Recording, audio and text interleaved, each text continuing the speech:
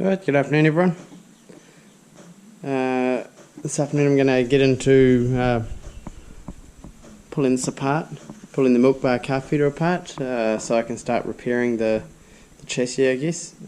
So yeah, I guess there's nothing much else to say apart from let's get into it.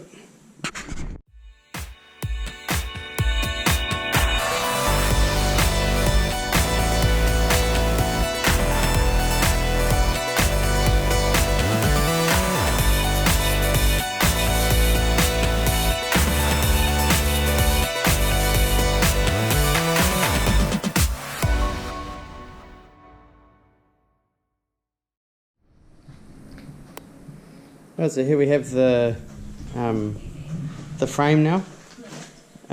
These bits of steel here. So this one goes on there like that, and the feeder part sits on this here. So it's got these plastic curves here, form plastic curves, which they support the calf feeder, because the calf feeder's got a curve in the plastic, so this curve here matches it.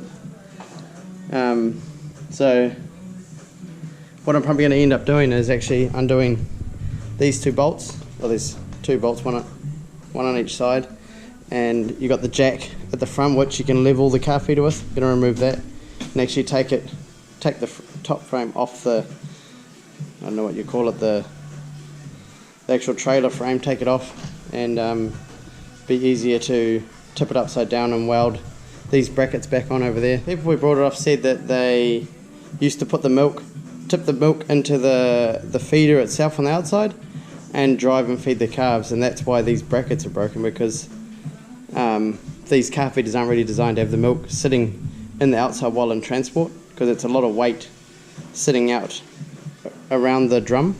So yeah, that's what's wrecked this calf feeder, I think, or broken these mounts. So yeah, that one there's been bent down for some reason. It's only light steel too, these little brackets. So what I was thinking of doing is actually running a piece of steel underneath, coming under here and coming up underneath these brackets, and then putting a piece of steel between. You can see that bearing is shot. You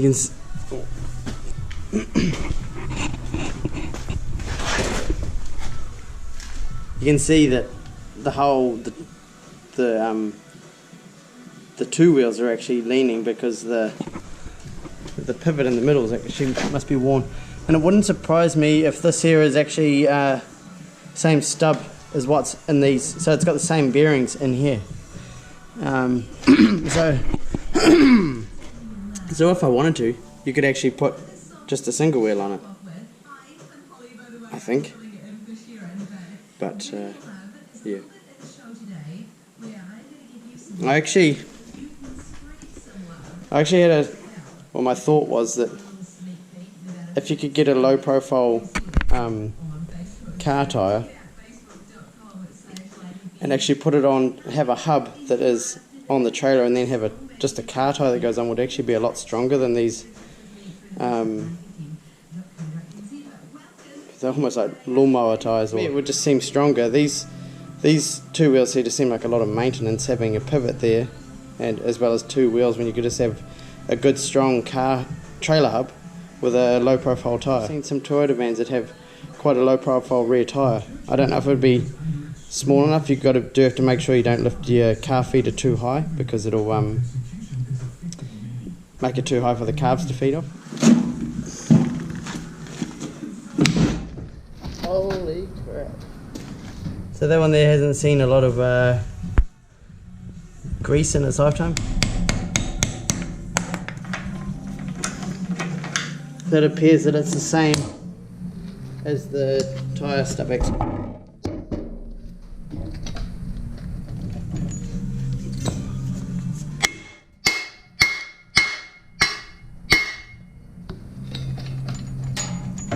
but it hasn't been off for a long time.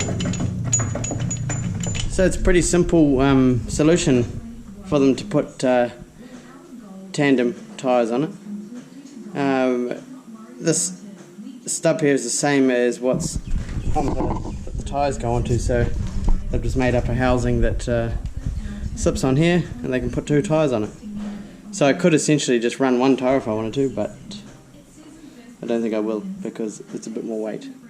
Right, so I'm back at the calf feeder. Just been doing a little looking at what I've got here and discovered that this stub or the axle piece is quite worn. The bearing's very loose at that point. Same at the front. That one's quite worn too. Even those ones there on the frame are quite worn. So I'm going to do a bit of thinking, but I'm going to see how much it costs to get.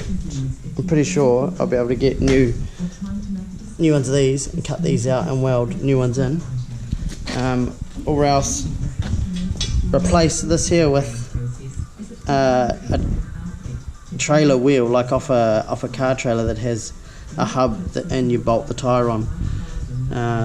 So one of those would be strong enough to take this weight of the calf feeder. It's only full 700 kgs, so that's not a lot of weight. So yeah, I'm going to do a bit of thinking. I guess you need to look at the cost of, I potentially need to replace 4 of those, and I need to get 6 sets of bearings that are all the same, and also need to potentially get 2 new tyres and 2 new tyres and tubes for 2 of those tyres. So hey, should we go up to the house? Go and wash the vet and go up to the house? You gonna take your tools? Yeah? Take the toolbox.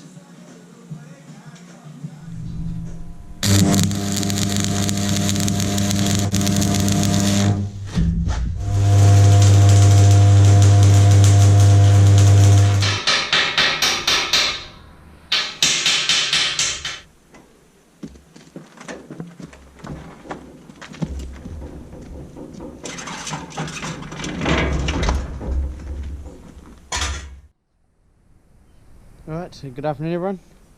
We're back at the Milkbar calf feeder. I've had it away at an engineer and he has welded in some new stub axles which are now a hub, so you now unbolt the rim and take it off. So they're rated to 1500 kgs.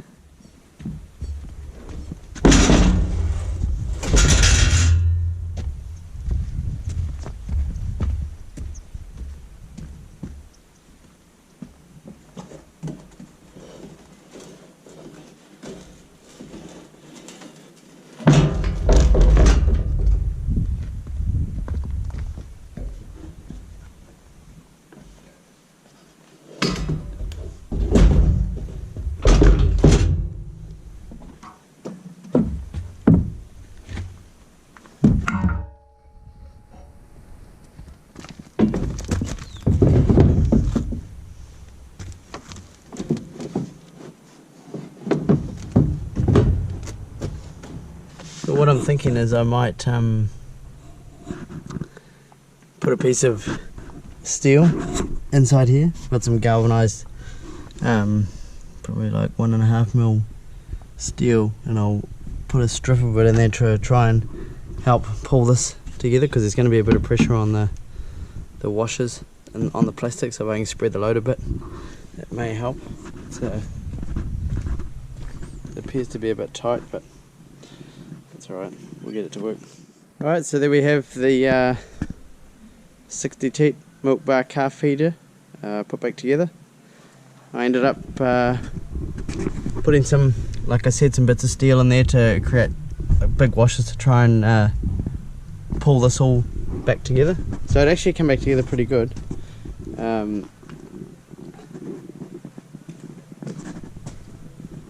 definitely a bit tight. There's a bit of a gap there, but it's not too bad.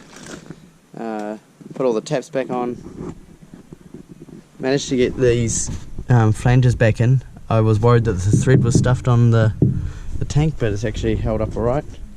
Got all these, there's 4 of these on each side, got them back in. You can see underneath, that's the piece of plastic that I showed you earlier on, and strengthened it with this bit of steel that goes onto the box section, just because these here have got really no strength, but it's not their fault for breaking, because you shouldn't drive around with milk in the tank, but I've just made it stronger. And like I said, I put actual trailer stub axles on this, and converted it from tandem to single, because the tandem ones, like I showed earlier in the video, they just got a lot of moving parts. The new designs are much better, they're springed, so yeah, so it's pretty good. So we paid $1,000 for it before in its state, and with it fixed up now, we've got a 60 teat calf feeder, so we're going from a 40 to a 60. So that means we're going to be able to feed, have 2 mobs rather than 3. I also got this reinforcing put on, which goes all the way back to the axle. Same on both sides. I found that when we were towing the last one, this used to wobble down the road. The drawbar would flex quite a bit. I noticed that they have actually put, from factory, they put this underneath, which that stiffens it up quite a bit. I put one on the old calf feeder, it didn't have one. So yeah, really happy. Just got to put a hinge on the lid that doesn't have a hinge, and we're pretty well done. Thanks for watching, and catch you somewhere else on the farm. See ya.